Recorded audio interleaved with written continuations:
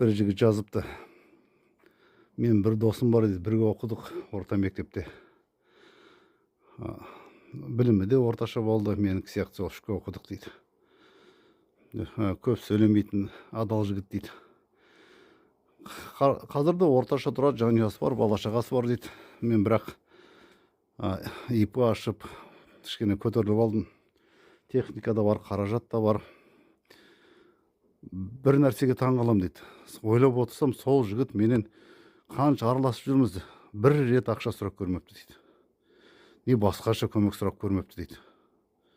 Содан кейін бір күн таң қалып, әдейілеп бардым дейді.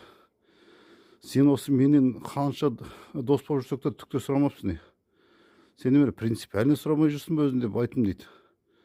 Анда мені намыстанып жүрсің бе менен бірдеме сұрауға? Елдің бәрі сұрайды, ақша да сұрайды, техника сұрайды, көмір сұрайды, шөп сұрайды.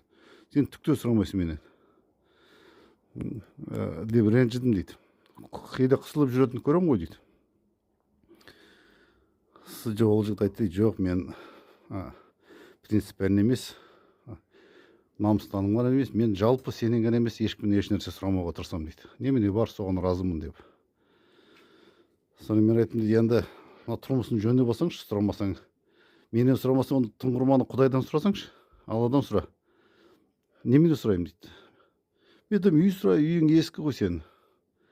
Жоқ, мен үй сұрамаймын Алладан дейді. Неге сұрамайсың? Үй аламын дейді. Мен таң қалып бетіне қарадым дейді. Қалай үй аласың? Енді көп адамдар үйсіз жүр ғой дейді. Үйсіз, күйсіз, бала шағасымен қаңғып жүргендер квартирада. Менде басымда үй болып тұр, үй алмай қызармай қалай мен сұраймын дейді. Аға, сен естіп дейді, ана жігіт шын айтып тұр дейді. Қарадым дейді. Екеуміз бірімізге біріміз қарадым, шын айтып тұр дейді. Онда көлік сұрадым деп айттым дейді. Жоқ, көлікте сұрамаймын. Жаман ба, жақсы ма, мен жүгірейін бар. Біреулерде велосипедте жоқ, жаяу жүреді көбі. Соны көре тұра, біле тұра, мен неменеге сұраймын? Қай бетімен сұраймын? Менде көлік бар, тағы да көлік бер деп сұрайын ба?